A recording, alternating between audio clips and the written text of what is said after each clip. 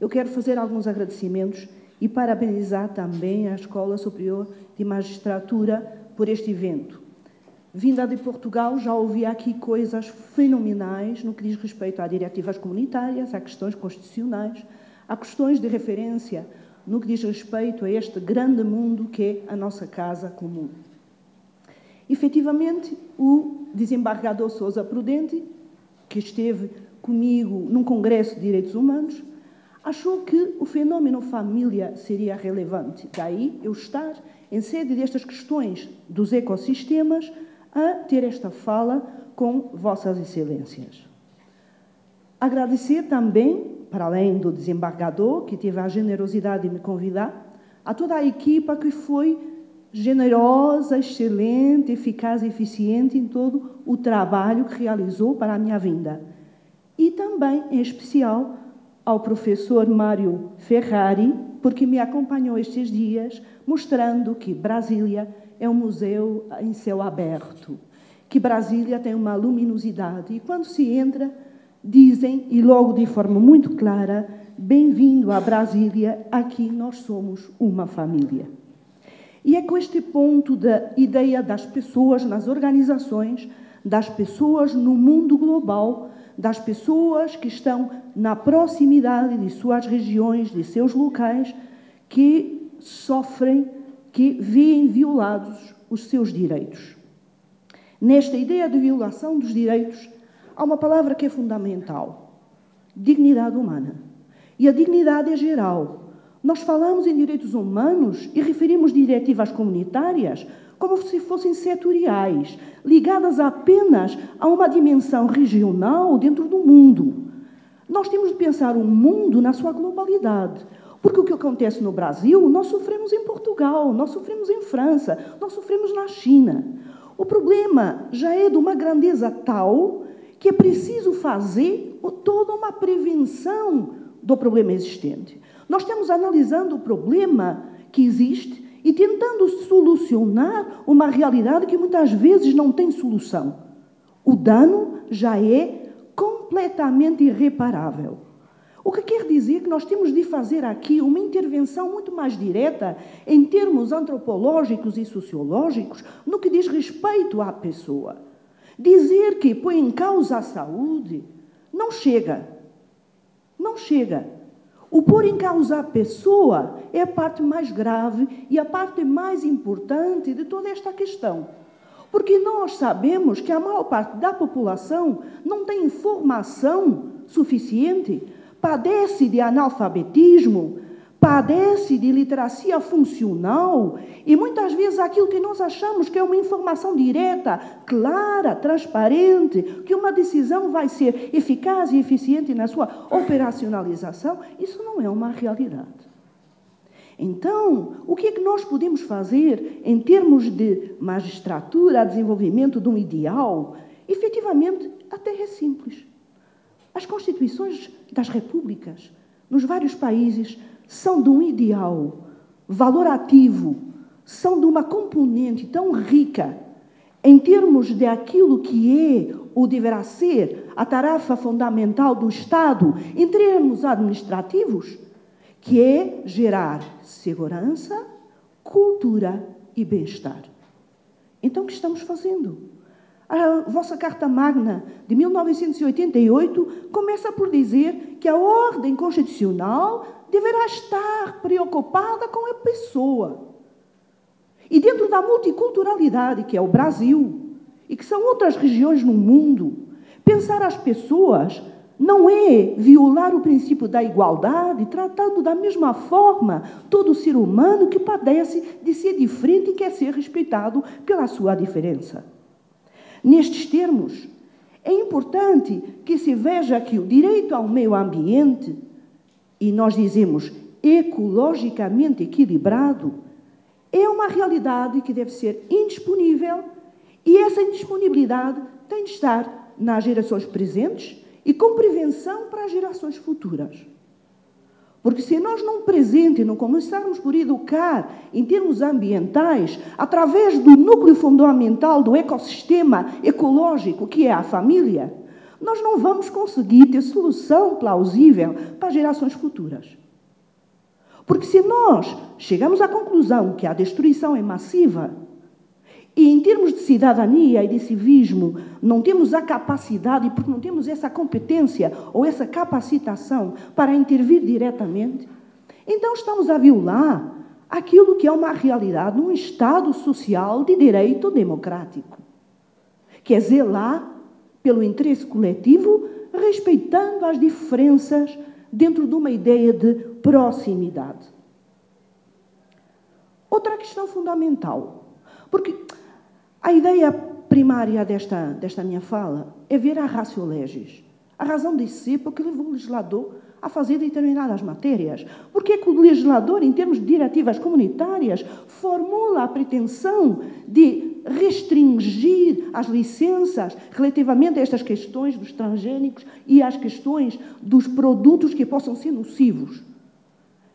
Interagem, mas depois deixam para cada país, em termos de transposição, em termos de não violação da sua Constituição, para não existir inconstitucionalidade formal e material, de forma a que possam fazer a sua opção devido à realidade que têm e também a um peso tenebroso que é tudo quanto são agentes económicos com um poder instrumental que hoje em dia, não estou contra isso, mas vou analisar dessa forma, que se chama marketing.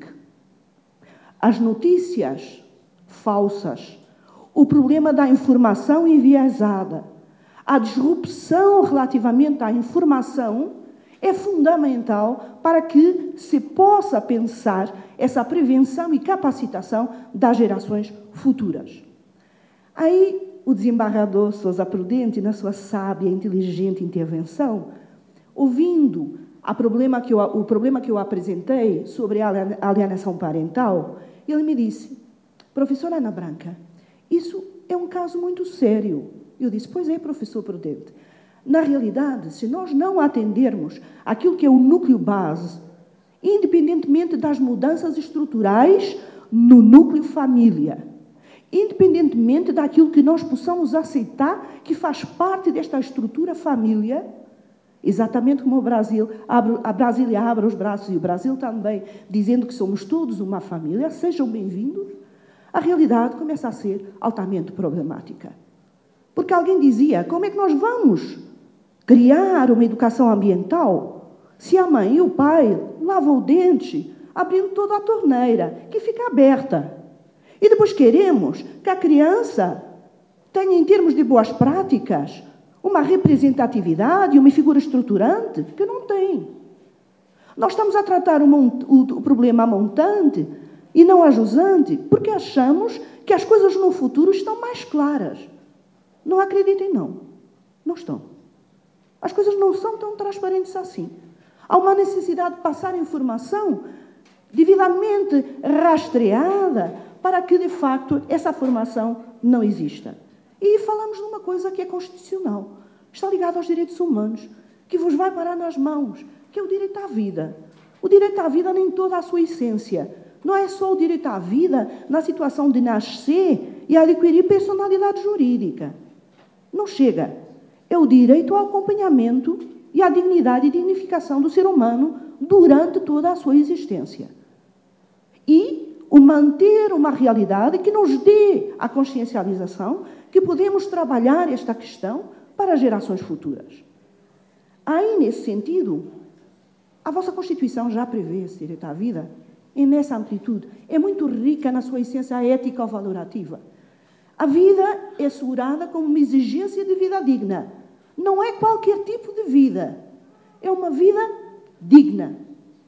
Isto comporta uma sabedoria que ultrapassa tudo aquilo que é a própria experiência da existência do ser humano.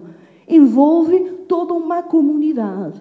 Envolve pensar, como dizia o Papa Francisco, na sua encíclica a Laudato Si, que temos que ver, só depois julgar, mas, sobretudo, agir.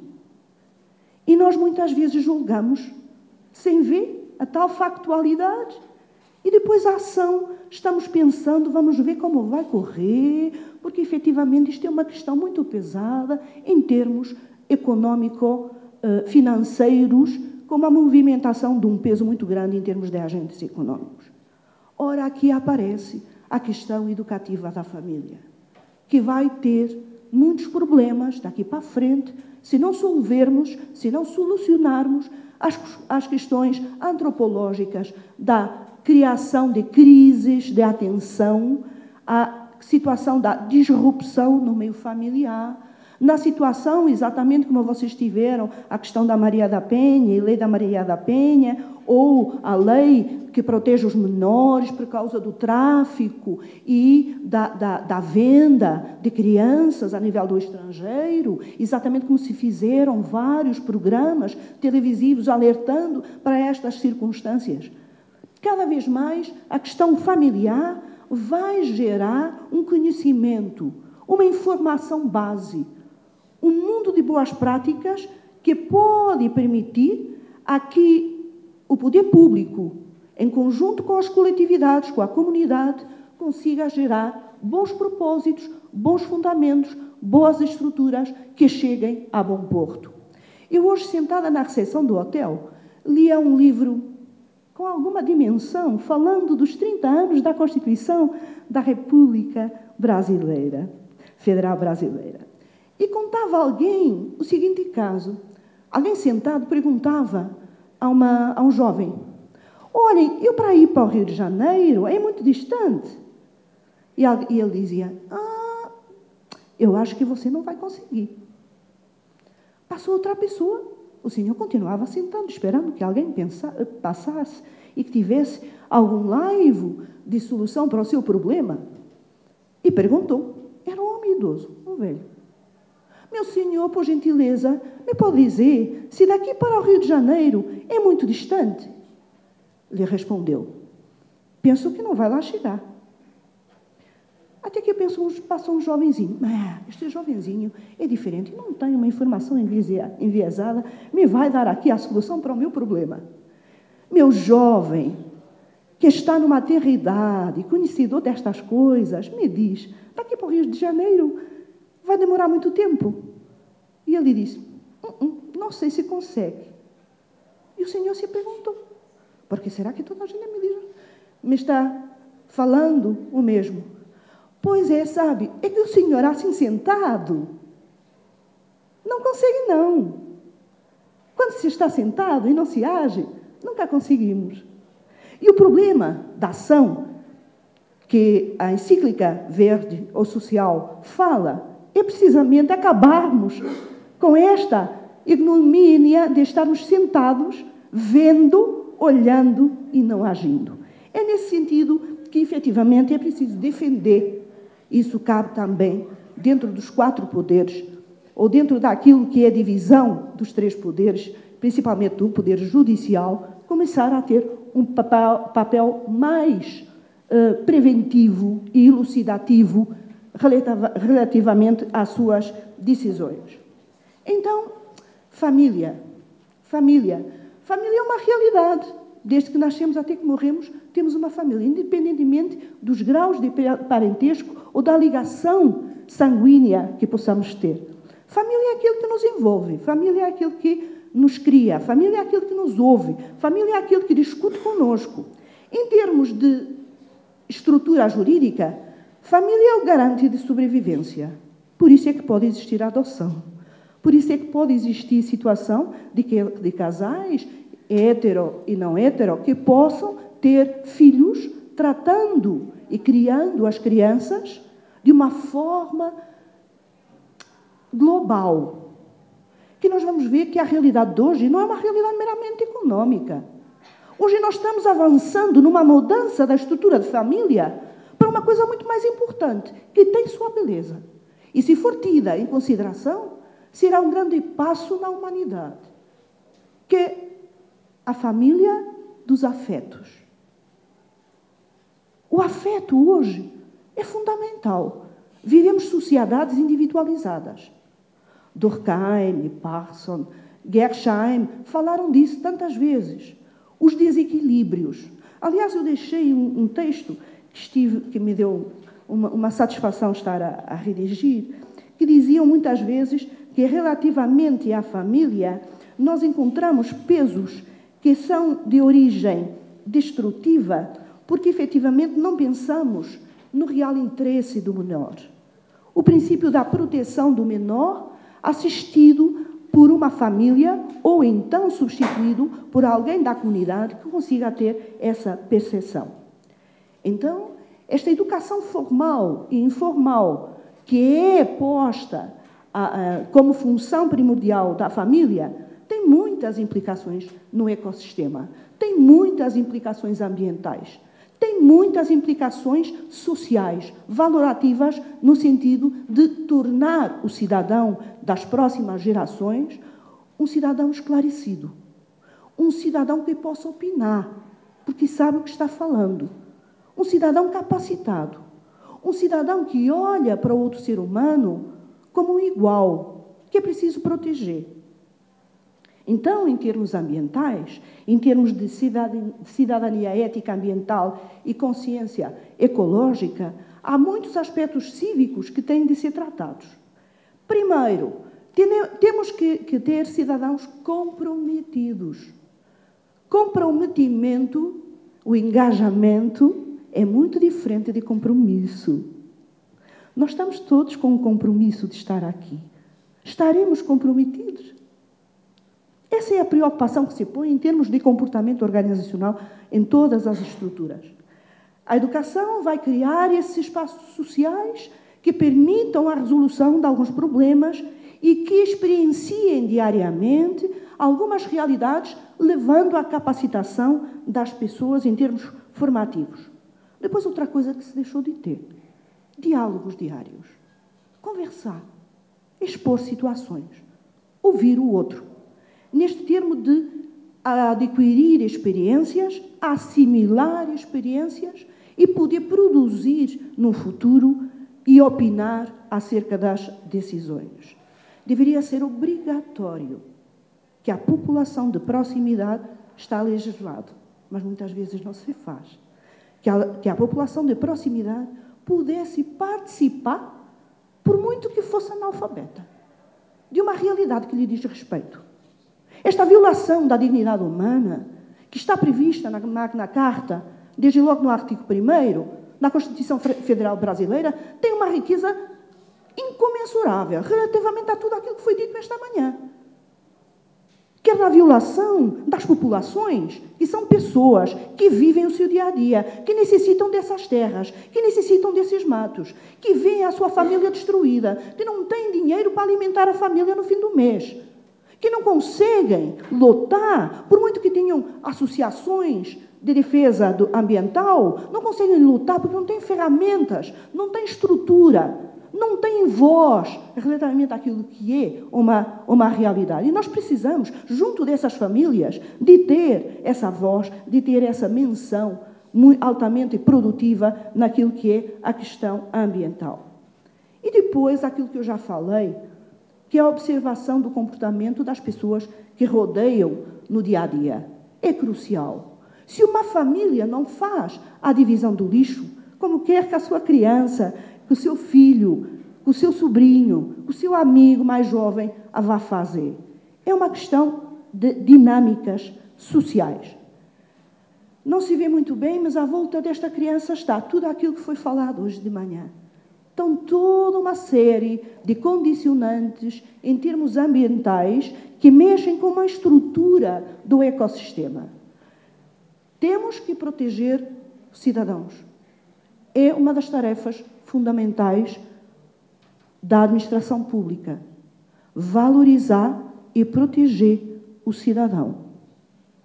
Valorizar e proteger o sistema ambiental. Criar condições educativas, não violar a igualdade. A questão de família não é uma questão de género.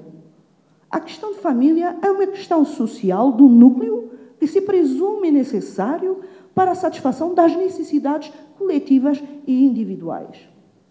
Então, temos de apostar em algo. Eu tenho algum problema na área, não do direito, até porque na minha universidade, aquilo que eu dou é direito administrativo, mas tenho um grave problema de entender, dentro daquela temática para onde eu fugi, saí um bocadinho de direito, como dizem os meus colegas, maldosa, você saiu do direito e não devia. Mas eu necessitei de perceber a estrutura comportamental nas organizações. Necessitei de saber como é que as organizações como um todo se comportam e, pior, se têm de comportar. Porque quando se analisava, por exemplo, a questão laboral na Renovaro, agora não é questão laboral que começa a ser um problema, é questão social, é questão dos direitos humanos, é questão do comprometimento do cidadão, é questão da dignidade humana. E vejam, a saúde está aqui, faz parte. Mas a vida das pessoas e a dignidade do ser humano se sobrepõe a tudo aquilo que se queira tratar em termos de saúde pública. Ora bem, é na família, efetivamente, que isto se passa a nível de estruturas informativas. Em Portugal tivemos uma forma de agir. Portugal não está, ao contrário do que se pensa, mesmo em comunidade europeia, vocês já estão há anos-luz em termos legislativos em muitas coisas, como eu vou comprovar. Tem legislado matéria que nós não temos e que é importante. No entanto, nós tentamos andar aquilo que nós chamamos andar atrás do prejuízo, tentar solucionar a questão depois de estar o problema existente. Então, criamos esta Agenda 21 local. Não é geral, não é nacional. Mas esta Agenda 21 local é uma Agenda 21 global, porque tem de evitar problemas que possam ser contagiantes para outros países. E então esta estratégia conjunta, através de equipas multidisciplinares, onde a área de direito é fundamental, porque tem as regras base de vivência em sociedade, tem os normativos, tem todo um historial em termos de cumprimento de regras, porque senão o mundo era caótico. Se não existisse efetivamente o direito, o mundo seria um caos. Vejam o que poderia acontecer ao Brasil, se assim já existe, como seria a livre possibilidade de cada um opinar e fazer o que lhe desse vontade. Quer dizer que cada vez nós precisamos de mais informação relativamente aos normativos existentes para que nos defendam. Por isso é que o direito é uma riqueza essencial cada vez maior ao ser humano. É a separação entre a inteligência artificial com a inteligência emocional. A inteligência artificial, os inputs que lhe pomos, com todos os paradigmas e os rácios, ela vai fazer aquilo que lhe mandam. O ser humano tem vontade. Vontade, tem emoção, coisa que a inteligência artificial não tem. Por isso, cada vez mais, as questões familiares são cruciais. Esta imagem que não se vê muito bem, a criança está indefinida.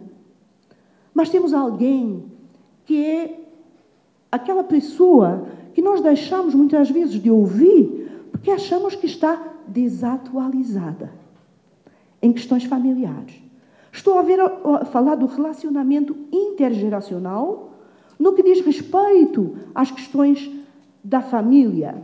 É fundamental que a ação local da família permita a existência de vida nesse local. Senão, aquilo que nós estamos reparando hoje em dia, e em Portugal é terrível, tem sido uma coisa tenebrosa, que é a deslocalização das pessoas do interior para junto do mar, para o litoral. Por quê? Porque acham que não têm condições de vida, porque acham que não têm oportunidades, porque acham que estão a nível administrativo a ser suprimidos uma série de serviços que a administração deveria garantir, por muito que exista a questão do simplex, ou seja, a simplificação administrativa com recursos aos meios tecnológicos. A maior parte das pessoas não sabem usar computador. Como é que podem fazer uma e-fatura? Como podem fazer uma declaração de impostos dentro de um computador? Há uma necessidade muito grande de entender que a realidade da população não é aquilo que nós almejamos, é aquilo que existe. E, nesse sentido, nas relações intergeracionais, o princípio dirigente, como vocês chamam aqui, do melhor interesse da criança, tem de ser salvaguardado através de uma intervenção da família, auxiliado com equipas multidisciplinares, onde está envolvida a administração, quer a administração central, em termos legislativos, quer a administração local, em termos de atividades e organismos e soluções para estas questões. Matéria que se fala, grande problema dos ecossistemas. E quando não há família? E quando a família está disrupta, está destruída? E quando a família não está destruída, mas nós, seres humanos, em termos de comportamento social, entramos por áreas que são altamente comprometedoras, não é só da saúde, é da vida do ser humano que se está formando. Aqui temos um problema que está a alastrar. O Brasil tem legislação própria, Portugal não tem. Portugal analisa o síndrome de alienação parental associado ao divórcio. Mas o divórcio é uma ruptura de contrato, desde que esteja formalizado. Então, e a união de facto? Aqui não há contrato nenhum celebrado.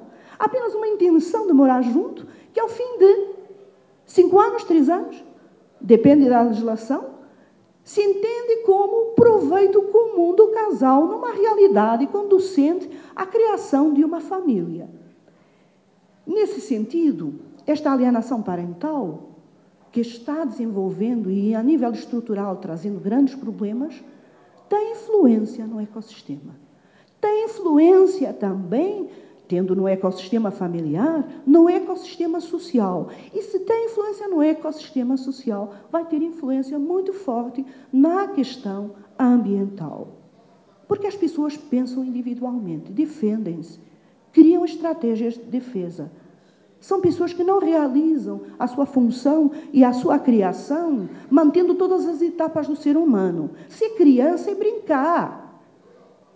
Pode ter responsabilidade restringida, mas a criança tem de brincar. Vai brincar quando? Quando for adulto. Não é possível. Mas temos de ter algumas brincadeiras, alguns atos de performativos, por isso é que as artes estão sendo trazidas outra vez à educação ambiental. Tem de ter comportamentos performativos que as levem a estar comprometidas com o ambiente, a realizar ideais ético-sociais. A ética não é para falar. Valores não são só para falar, são para agir. Muitas vezes falamos coisas maravilhosas, mas depois na ação falhamos, não somos eficazes e eficientes. Como é que queremos produzir a nível de futuro? E isto é um problema, principalmente este conceito, que é um conceito muito vosso. Em Portugal não existia. Eu tive de fazer estudo em termos de SAP para perceber o que é isto do conceito de estranhamento de uma criança por um dos pais.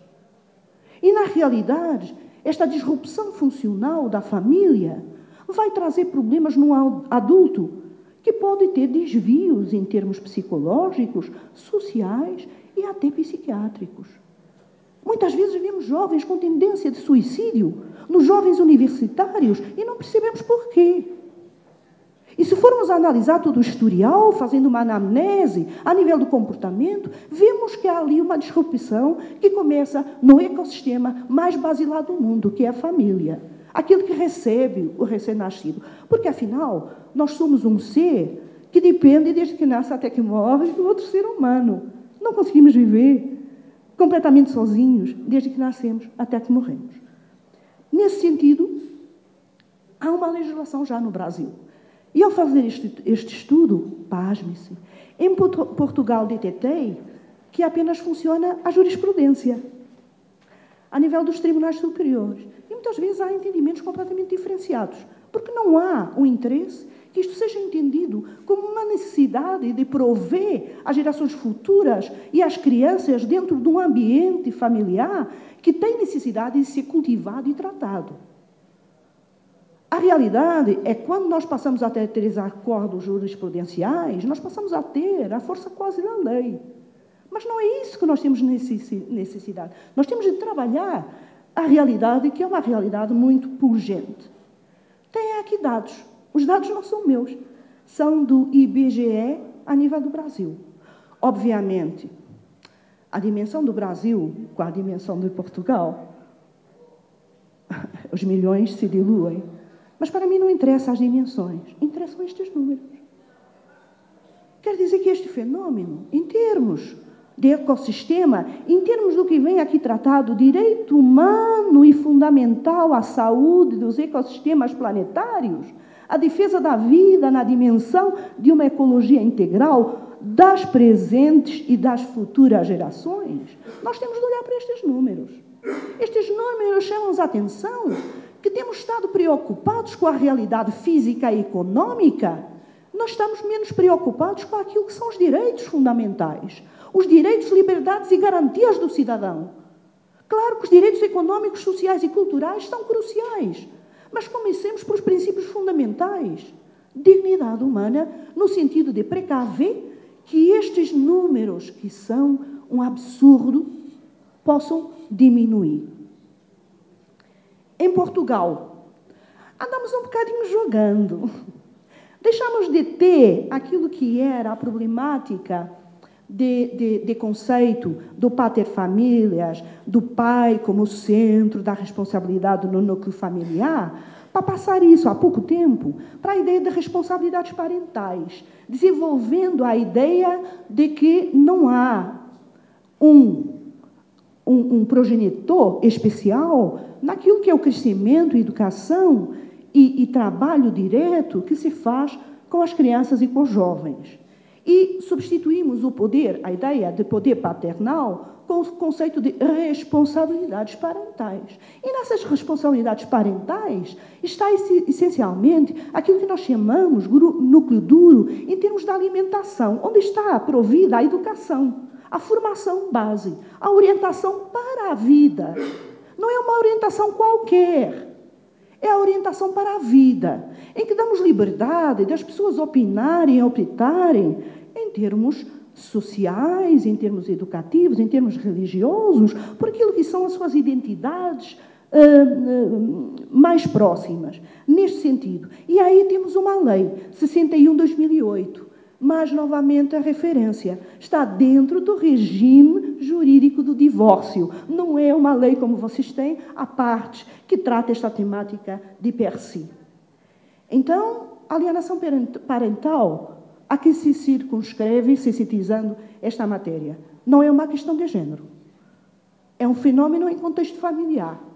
É um problema grave de direitos fundamentais na defesa do ecossistema. E é, sobretudo, um problema jurídico que tem de ser analisado do ponto de vista dos direitos fundamentais do ser humano. Relativamente aos acórdãos que se analisaram, havia ideias dispares, inclusive a ideia que a melhor solução para a questão da família e no supremo interesse da criança seria, num caso em que houvesse litígio e tensão familiar, a criança ser retirada dos pais. Não víamos, não julgávamos e não agíamos. Apenas achávamos aquilo que dava mais jeito em circunstâncias em que ouvíamos a parte que estava fragilizada por ser, de facto, o oprimido ou o agredido nestes termos. Soluções que se encontraram. Algumas. Trabalho com equipas multidisciplinares. São fundamentais. Acompanhamento para a capacitação. Muitas vezes as pessoas necessitam de ser ouvidas. E trabalhamos uma coisa que também no Brasil se vai fazendo em termos de mediação.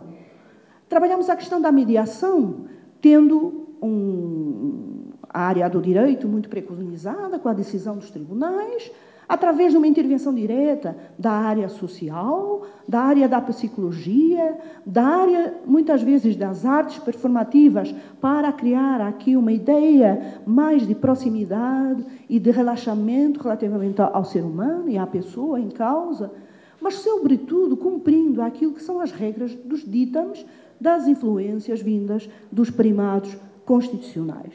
Neste sentido, acrescentamos há cerca de 2 anos uma nova ideia, que não é a da mediação, é a da mentoria. Para que não sejam retiradas as crianças ao núcleo base familiar, nesta função disruptiva, criamos um mentor, que não é mais do que uma pessoa que tem proximidade, que tem entendimento, que consegue comunicar de forma formal e informal com este núcleo, com este ecossistema, e que provém uma série de necessidades e que faz toda a transferência para as equipas que provêm a decisão e que cumprem a decisão que veio em termos do tribunal. E que elabora relatórios que vão para os meritíssimos analisarem para poderem também decidir no campo de algo que muitas vezes não têm a possibilidade de assistir, que é a verdadeira realidade do modus faciendi, da vivência, da vida do dia-a-dia dessas pessoas, da experimentação. Então, em termos conclusivos, é importante pensar novamente, repensar, trabalhar a dignidade humana. Estas questões ambientais, estas questões agroambientais, estas questões de pensarmos a saúde, estas questões de pensarmos a economia, a ideia de sustentabilidade e desenvolvimento em termos locais, a ideia de um envelhecimento bem-sucedido, da criação de capacitação e comprometimento para as gerações futuras através da realização de atividades com as gerações presentes, é necessário, tem de ser esta a ratio legislativa. Em termos do Estado Social de Direito Democrático, os direitos humanos começam pela verificação dos direitos do cidadão e não dos direitos econômicos.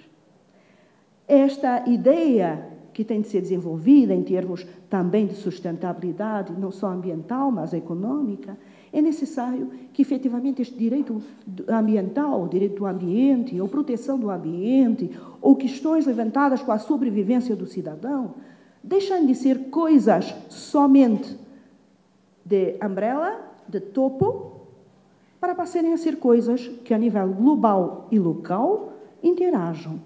Não há sustentabilidade global se não existir sustentabilidade local. Estamos a começar a casa completamente ao contrário. Que cada criança tenha o direito de o ser, que o supremo interesse da criança não seja uma mera teoria, que seja uma realidade para as gerações futuras, que nós dependemos delas, efetivamente, porque todos nós vamos passar por um estadio normal, vamos ser idosos, velhos, embora os velhos são os trapos, vamos ser velhos, e precisamos desta nova geração capacitada, não individualizada, nesse sentido. Há necessidade de fazer uma reflexão antropológica, sociológica. A história do direito é fundamental, a filosofia do direito é fundamental. Começarmos novamente a pensar em alguns atores sociais que deixaram o seu peso em termos de filosofia do direito, em que apelam à questão social. Ainda ontem, com o professor Mário Ferrari, andávamos falando de Dom Bosco, relativamente àquilo que era a criação de uma proximidade na coletividade, chamando os jovens ao seu seio. Curioso, eu andei no Colégio Beneditino, a similitude, a proximidade é muito grande nesses termos formativos. Aliás, a primeira formadora das mulheres foi uma santa, que tem o meu nome, Ana. A Santa Ana tinha uma criança num braço e um livro no outro. Quer dizer que a informação é uma coisa necessária, cada vez mais. E também compete aos tribunais, compete aos decisores, nas suas decisões, passarem a informação correta, passarem a realidade, ao julgarem com procedências normais naquilo que é a aplicação do direito, não só a factualidade, mas a verificação dos direitos, liberdades e garantias do cidadão, nesse sentido. Então, essa necessidade ecológica é uma forma de suprir um desenvolvimento e comportamentos que cada vez são mais irresponsáveis. Então, a defesa da vida na dimensão de uma ecologia integral das presentes e futuras gerações, é o tema desta palestra, deverá ser um direito erga omnes e não apenas inter partes. E acabo com uma brincadeira, me perdoem, eu estava fazendo com os meus alunos, e isto são as cores do Brasil. O verde, que aparece pouco verde, o azul e o amarelo. Dizendo que nesta árvore, que é a árvore da vida, é a árvore do núcleo familiar, com toda a contextualização, onde também estão os avós, onde também está o passado e a sabedoria, que foi falado aqui por todos os palestrantes, que tiro o chapéu, porque foram palestras e foram falas de uma riqueza incomensurável, Nós falamos das gerações, dos netos, da cidadania, da saúde, das memórias. E fica aqui a frase que me tocou quando eu entrei em Brasília, pela primeira vez entrei no Brasil, que é muito semelhante. O Brasil o acolhe como se fosse uma família, um membro da família. E eu digo, amar é priorizar o bem-estar do outro. Priorizar o bem-estar do outro não tem poder. É uma questão de cidadania, é uma questão de função pública relativamente a cada um de nós e a todos em geral. Muito obrigada.